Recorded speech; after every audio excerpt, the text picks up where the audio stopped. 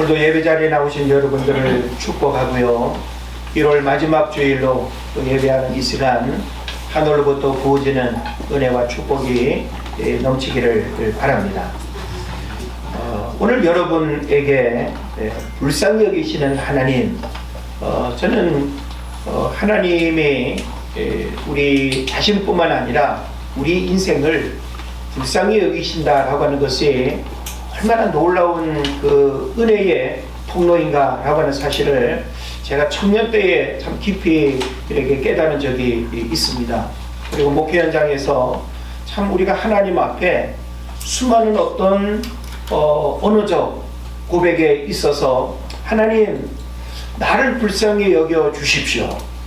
그리고 우리가 하나님 앞에 불쌍히 여김을 받는다라고 한다면 더 이상 어떤 것도 필요 없는, 내가 하나님 앞에 불쌍히 여김을 받는 이 은혜만 경험한다고 한다면 사실은 어떤 문제도 결코 문제가 될 수 없는 그런 부분들을 생각하게 되는 것입니다.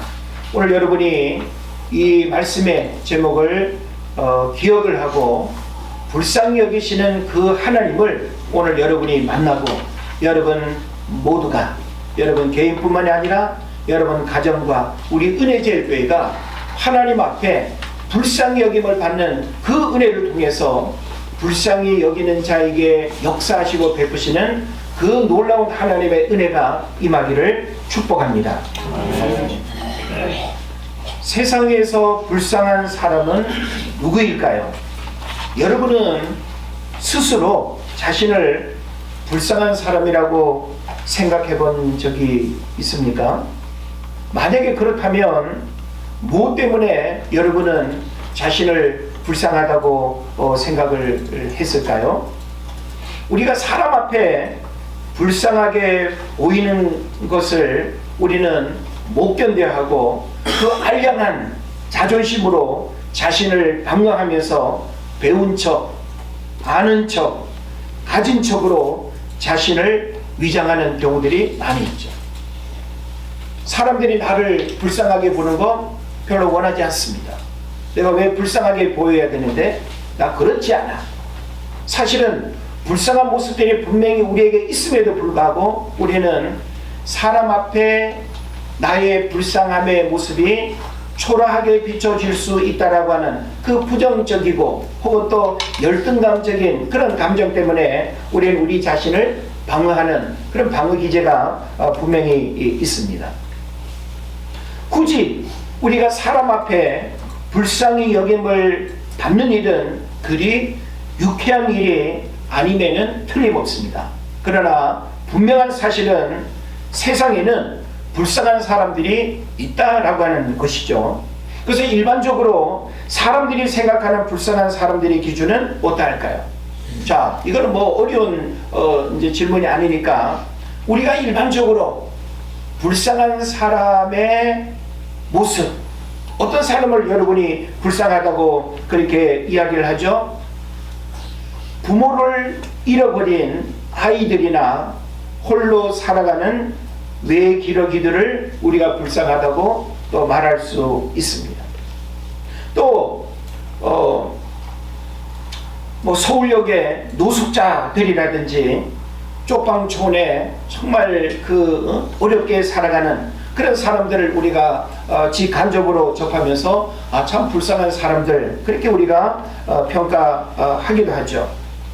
요즘 우리 아이들하고 이 독서 모임을 하면서 다큐를 보는데 천국의 아이들이라고 하는 그 EBS 다큐 중에서 인도네시아, 필리핀 그 지역에 쓰레기산에서 쓰레기를 주우며 살아가는 아이들과 또 어른들의 모습을 담은 그런 다큐를 아이들과 이렇게 보면서 생각을 나누고, 저 아이들은 왜 저 쓰레기산에서 저 쓰레기를 주우면서 살아야 될까? 근데 쓰레기를 주우면서 살아가는 그 하나의 그 마을의 입구에 뭐라고 써 있는가 하면 웰컴 투 해피랜드 이렇게 이름해놨어요. 우리가 보면 저 쓰레기산이 행복한 땅이라고? 근데 그 아이들은 나름대로 웃음이 있고 기쁨이 있고 꿈이 있고 물론 자신들이 처한 그 열악한 어떤 삶이 정말 여유가 없고 하루 세끼 제대로 먹을 수도 없고 동전 한 입 구하는 그 일이 버겁고 힘들지만, 그래서 우리는 그런 어떤 삶의 모습들을 바라보면서 참 가난하고 불쌍한 사람들이라고 그렇게 우리가 평가를 합니다. 그런데 여러분, 정답은 불쌍해 보이지만 그들이 불쌍한 사람이 아닐 수 있다라고 하는 사실을 우리가 생각을 해봤으면 좋겠습니다. 그래서 강남 한복판 수십억 원 하는 첨단 시설이 갖추어진 아파트에 사는 사람이 있어도 불쌍한 사람이 될 수 있고, 외제차 몇 대를 소유한 사람이 불쌍한 사람일 수도 있고, 은행 이자만 가지고 먹고 살아도 여유 있는 사람이 불쌍한 사람이 될 수도 있다라고 하는 것입니다. 그래서 여러분이 생각하는 그 불쌍함의 기준이 우리가 일반적으로 생각하고 판단하는 외적인 어떤 모습의 것만으로 우리가 불쌍하다고 단정할 수 있는가? 그래서 우리는 이 불쌍하다라고 하는 이 문제를 사람의 관점에서 우리가 일반적으로 이야기하는 거 전혀 틀리지 않을 수 있습니다. 그런데 그것이 진짜 불쌍함의 기준이 아닐 수 있다라고 하는 생각을 해보면서 우리가 이 불쌍함의 문제를 더 좀 본질적인 측면에서 고민해 봤으면 좋겠습니다. 신앙적인 면에서 본다면 이단에 빠진 사람들이, 그리고 타 종교를 믿는 사람들이 불쌍해 보일 수 있죠. 저도 다큐를 많이 이렇게 보면서 티베트에 혹은 인도의 그 힌두교를 믿으면서 그 겐지스 강에 몸을 3번 담그면 죄가 씻어진다, 그 물을 먹고 그 물을 씻고 그 물을 이용하고, 어찌 보면은 그 하나의 종교적 신념으로 살아가는 그들이 우리와는 너무 다른 모습 아닙니까? 감동이 됩니까? 행복해 보입니까? 우리의 관점에서는 그런 이단에 빠진 사람들이나 타 종교를 믿는 사람이 분명히 신앙적인 측면에서 불쌍해 보이는 사람들입니다. 또 예수 안 믿는 사람들이 또한 불쌍하게 보여지기도 하죠. 야, 예수 안 믿고 어떻게 잘 살아갈까? 예수 안 믿고 정말 행복할까? 우리는 예수 안 믿는 사람들을 신앙적인 관점에서 우리가 그들을 바라볼 때, 야, 예수 안 믿는 사람들이 불쌍하다고 우리가 생각하는 경우들이 있죠. 그런데 여러분, 이들도 불쌍한 사람이 아니라는 거예요. 진짜 불쌍한 사람은 교회 안에서 예수 믿는다고 하면서 구원을 받지 못하고 일평생 교회를 다니면서도 기도 응답이 없고 체험적 간증이 없는 사람이 불쌍한 사람입니다. 교회를 다니면서도 불신자처럼 살아가는 사람, 신앙의 연수와 직분을 자랑하면서 구원의 감격과 기쁨을 모르고 살아가는 사람이 진짜 불쌍한 사람입니다. 그래서 우리는 불쌍함의 기준과 잣대를 달리할 필요가 있습니다. 내 눈에 보여지는 일반적인 그 가난함의 어떤 모습만을 우리가 불쌍하다고 한다면, 혹은 어떤 질병이나 장애를 가지고 살아가는 그런 어떤 사람의 모습을 불쌍하다고 우리가 말한다면, 행복지수가 높은 동남아시아의 방글라데시나 그런 나라들은 우리가 어떻게 평가하시겠습니까? 우리의 잣대로 그들을 다 불쌍하다고 그렇게 말할 수 있습니까? 그들은 불쌍하다고 생각하지 않을 뿐만 아니라 세상에서 가장 행복하다고 생각하며 살아가는 그들을 왜 우리는 우리의 잣대로 불쌍하다고 말을 해야 되는 것입니까? 누가복음 18장 11절로 13절을 보게 되면 바리새인과 세리의 기도 내용이 나옵니다. 하나님 앞에서 누가 불쌍한 사람인가에 대한 문제를 우리가 좀 생각을 해볼 수 있는데, 사람들에게 환영받지 못하는 세리, 사람의 관점으로 보면 바리새인은 자기를 의롭다고 믿고 다른 사람을 멸시하는 사람입니다.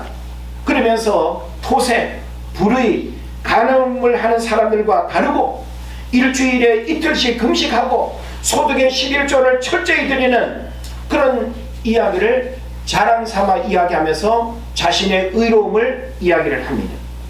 이 바리새인이 하나님 앞에 주목을 받고 축복을 받는 사람이 되어야 하는데 본문에서 예수님은 그 바리새인의 그런 고백의 이야기를 주목하지 않습니다. 그러면서 13절을 보면 세리는 멀리 서서 감히 눈을 들어 하늘을 쳐다보지도 못하고 다만 가슴을 치며 하나님이여 불쌍히 여기소서 나는 죄인으로소이다 하였느니라 이렇게 기록하고 있습니다. 오늘 우리는 누구처럼 살아야 할까요? 우리는 어떤 모습으로 하나님 앞에 나가야 할까요? 여러분 바리새인처럼 여러분 스스로가 생각하는 자기의에 빠져서 누군가를 쉽게 정죄하고 나와 다름을 우리가 인정하지 않는 이런 어떤 부분들이 과연 하나님 앞에 인정받을 수 있을까요? 세례는 대단히 중요한 고백을 하고 있습니다. 하나님이여 불쌍히 여기소서라고 하는 이 고백과 나는 죄인으로소이다 라고 하는 이 고백, 바로 하나님 앞에 불쌍히 여김을 받는 중요한 고백이고, 그리고 이와 같은 고백이야말로 우리가 하나님 앞에 불쌍히 여김을 받을 수 있는 대단히 중요한 그 통로가 된다라고 하는 사실을 알아야 되는 것입니다. 그러면서 가만히 이 바리새인과 세리의 어떤 신앙의 모습을 우리 자신의 신앙의 모습으로 좀 비교해서 살펴봤으면 좋겠어요. 꼭 그러진 않는다 할지라도 여러분 세리 쪽에 가까운 모습입니까? 아니면 바리새인 쪽에 가까운 모습입니까? 우리는 겉으로 보여지는 신앙의 허영과 그리고 과거의 이력과 경험들을 나열하고 자랑하면서 하나님 앞에 불쌍히 여김을 받지 못하면서 사람 앞에는 괜찮은 듯 의로움을 드러내는 하나님 앞에 우리는 교만하지 않아야 하고 센 척하지 말아야 하고 괜찮은 척 하지 말고 늘 자신을 인정하고 하나님 앞에 내가 누구인가를 철저히 고백하고 깨닫고 회개할 수 있어야 될 줄 믿습니다. 우리가 하나님 앞에서 늘 은혜 받고 응답받고 축복받고 보호와 인도함을 받는 그 비결은 불쌍히 여김을 받는 상태입니다. 자, 그래서 이 상태라고 하는 부분을 여러분이 잘 이해를 해야 되는데, 자, 내가 무슨 허름한 옷을 입었다, 이 외모적 옷차림이나 어떤 이미지가 불쌍히 여김을 받는 조건이 아니라는 거예요. 만약에 여러분 오늘 예배를 통해서 하나님 앞에 불쌍히 여김을 받기 위해서 옷을 제일 싼 거 입고 오고, 예? 뭐 머리를 감지 않고 오고, 예? 얼굴에 무슨 검은 칠을 하고 오고 이러면 하나님 우리를 불쌍히 여기는 걸까요? 아닙니다. 그래서 제가 어느 그 책을 보니까 이런 아주 멋진 표현이 있어요. 하나님은 상태를 보시고 사람은 상황을 본다라고 하는 표현이 있더라고요. 사람은 자꾸만 외모적인 이미지의 어떤 모습, 내가 가지고 있는 어떤 판단의 기준과 잣대로 옳고 그름을 이야기하고 불쌍하다 아니다를 우리는 너무 쉽게 판단해 버립니다.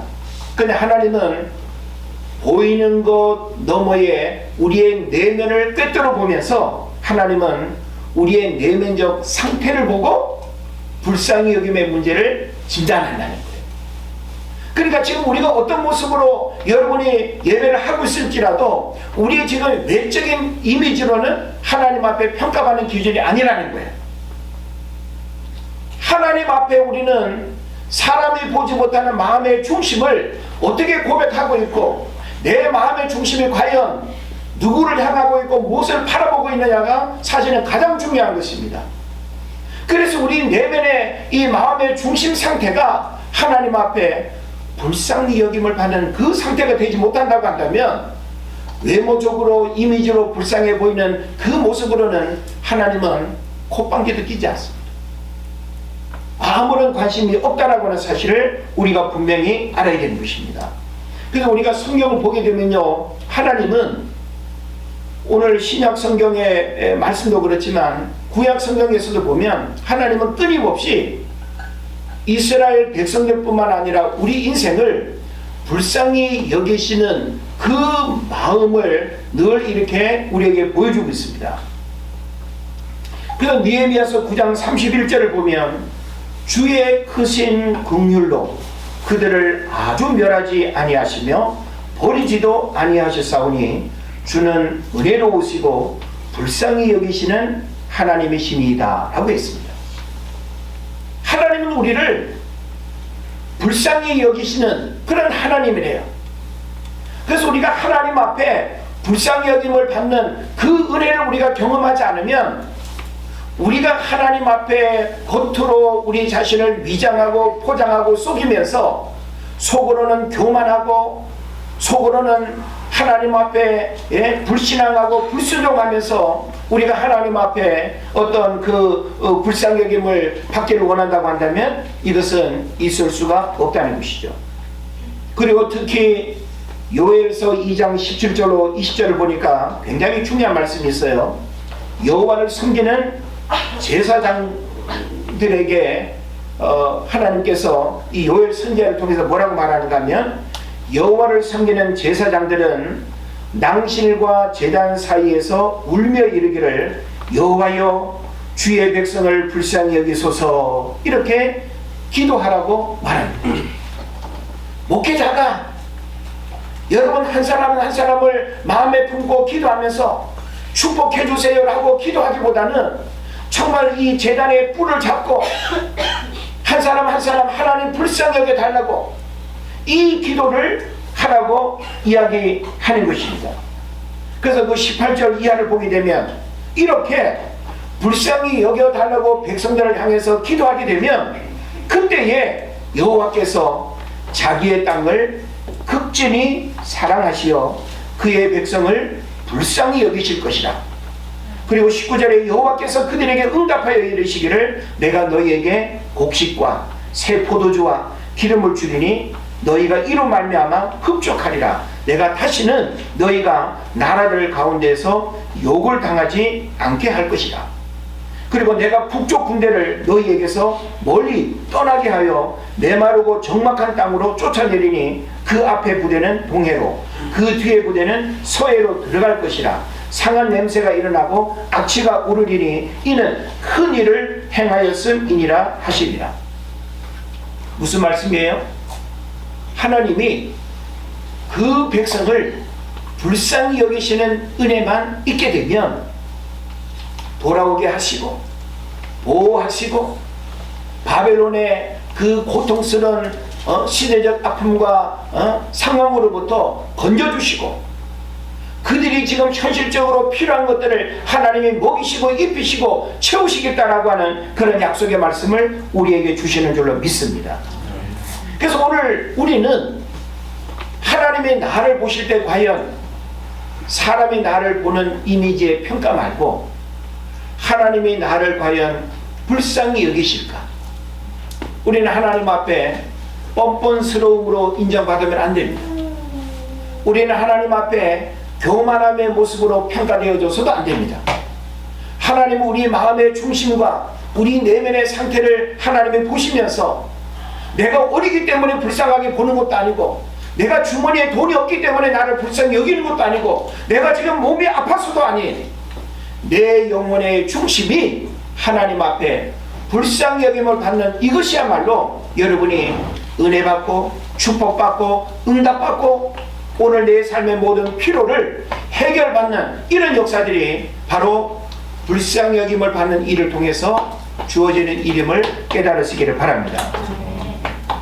그러면 우리 내면의 상태를 하나님이 불쌍히 여기는 조건으로 보신다고 한다면 우리 내면의 상태가 어떤 모습이어야 될까요? 저는 성경을 통해서 이런 문제에 대한 답을 고민해 볼 때 마태복음 5장에서 팔복의 여러 가르침들이 있는데, 심령이 가난한 상태, 우리 내면의 심령이 가난한 상태로 하나님 앞에 보여지고 드러날 때 하나님이 우리를 불쌍히 여긴다는 거예요. 그래서 이 심령이 가난한 상태라고 하는 말은 뭔가 하면, 뭔가 조금 숨겨놓고 뭔가 조금 이렇게 남아있고 비상식량처럼 뭔가 이렇게 내가 나중에 더 큰 어려움이 오면 쓰려고 이렇게 남겨둔 그런 상태가 가난한 상태가 아니에요. 여기서 심령이 가난한 상태라고 하는 이것은 절대적 빈곤을 말하는 거예요. 이 절대적 빈곤이라고 하는 것은 전적으로 하나님을 의지하고 신뢰하는 마음의 상태가 바로 불쌍함의 기준이 된다는 것입니다. 그래서 내가 지금 이 상황에서, 내가 지금 살아가는 이 삶의 자리에서 그 하나님의 도움을 내가 경험하지 아니하고 그 하나님의 은혜를 내가 경험하지 아니하면 정말 살아갈 수 없다라고 생각하는 가장 그 절박함의 내면의 상태가 고백되어질 때 바로 그 사람이 하나님 앞에 인정함을 받는다라고 하는 사실을 여러분 깨달으시길 바랍니다. 우리가 골리앗과 다윗을 비교해 보면 당연히 다윗이 불쌍한 모습을 가지고 있죠. 외모적으로도 출생 배경이나 그의 어떤 목동으로서의 삶의 여정을 보면 사람의 눈으로도 불쌍히 여겨질 뿐만 아니라 하나님이 그런 것 때문에 불쌍히 여긴 것이 아니라 그 내면의 중심에 정말 철저하게 하나님을 신뢰하고 만군의 여호와의 이름을 찾고 그 하나님을 삶의 중심에 모시고 그 하나님 아니고는 내가 살아갈 수 없다라고 하는 그 절대적 믿음의 신앙 고백을 가졌기 때문에 하나님이 다윗에게 골리앗을 쓰러뜨리는 그런 용기와 믿음과 그리고 대역전의 그런 역사들이 일어난 줄 여러분 믿으시기를 바랍니다. 그런 면에서 우리는 사람 앞에 인정을 받거나 사람으로부터 평가를 받아서 내가 불쌍하다는 것 때문에 뭐 얼마 좀 이렇게 도움받고 관공서에서 뭐 도움받고, 여러분 그건 불쌍한 게 아니에요. 우리는 하나님으로부터 불쌍 여김을 받아서 그 하나님이 내 삶에 부어주시는 그 은혜를 경험해야지, 사람이 나를 불쌍하게 보여지는 것 때문에 형제가 조금 도와주고 부모가 뭔가 도와주고 이거는 근본적인 문제 해결이 되지 않는다는 사실을 깨달으시기를 바랍니다. 그렇다고 한다면 우리는 하나님 앞에 불쌍히 여김을 받기 위해서 우리는 어떤 삶을 살아야 될까요? 우리는 여러 가지를 생각해 볼 수 있지만 실천적인 부분에 있어서 우리는 인맥을 의지하지 말아야 됩니다. 사람은 인맥을 참 중요하게 여기죠. 나 아는 사람 있어. 나 뭐 변호사도 있고 판검사도 나는 연결될 수 있고 그러면서 사람은 사단의 팔척까지 거들먹거리면서 인맥을 자랑하고 인맥을 통해서 내가 살아가면서 겪는 어떤 고민이나 어려움을 해결할 수 있다고 그렇게 막 큰소리 쳐요. 근데 성경은 우리에게 뭘 말합니까? 시편 146편을 보면 귀인을 의지하지 말고 도울 힘이 없는 인생을 의지하지 말아라. 야곱의 하나님을 도움을 삼고 그 하나님을 의지하는 자에게 하나님이 복을 약속하고 있는 것입니다. 그런 면에서 우리는 하나님으로부터 내게 흘러오는 것이야말로 진짜 복이라고 하는 사실을 알아야 되고, 그 복은 내가 하나님 앞에 불쌍히 여김을 받는 그 상태가 되어질 때 바로 우리는 하나님이 예비하신 그 각자의 축복을 경험하게 되는 줄 믿습니다. 그리고 또한 우리는 사람을 가까이 하지 말아야 됩니다. 인맥을 우리가 의지하지 말아야 될 뿐만 아니라 사람을 가까이 하지 말아야 됩니다. 이 얘기는 뭐예요? 그럼 사람을 가까이 하지 말라라고 하는 이것은 사람을 만나지도 말라는 그런 의미일까요? 그건 아니죠. 사람들과의 어떤 단절을 의미하는 것이 아니라 우리는 사람보다 하나님을 더 가까이 하고 사람보다 하나님을 더 찾고 의지하고 그 하나님으로부터 내 삶의 모든 문제들이 해결된다라고 하는 그 분명한 신앙 고백이 본질적으로 우리에게 있어야 된다는 것입니다. 그래서 야고보서 4장 8절을 보면 하나님을 가까이 하라 그리하면 너희를 가까이 하시리라 하고 이렇게 말씀하고 있어요. 하나님을 가까이 하는 게 복이에요. 우리가 하나님 앞에 불쌍히 여김을 받는 그 은혜야말로 사람으로부터 도움받고 국가기관으로부터 도움받는 것과 비교할 수 없는 정말 나에게 필요로 하는 가장 본질적인 문제를 그 하나님이 해결해 주실 줄로 믿는 것입니다. 그래서 오늘 우리가 본문으로 읽은 이 마태복음의 내용뿐만이 아니라 성경은 곳곳에서 예수님을 통해서 일어나는 오병이의 기적과 질병의 치료와 현실적인 필요를 해결받는 일에 공통적으로 불쌍히 여김을 받는 그 일 가운데 이런 일들이 일어나더라는 거예요. 예? 우리가 이 사복음서를 보게 되면 예수님의 그 공생의 사역의 내용들을 많이 보지 않습니까? 예수님은 모든 사람들을 다 고치고 모든 문제를 다 해결할 수 있는 능력이 있어요. 그런데 예수님이 만나는 모든 사람들 다 고쳐줬어요? 만나는 모든 사람들의 문제를 예수님이 다 해결해 주셨어요? 그렇지 않습니다.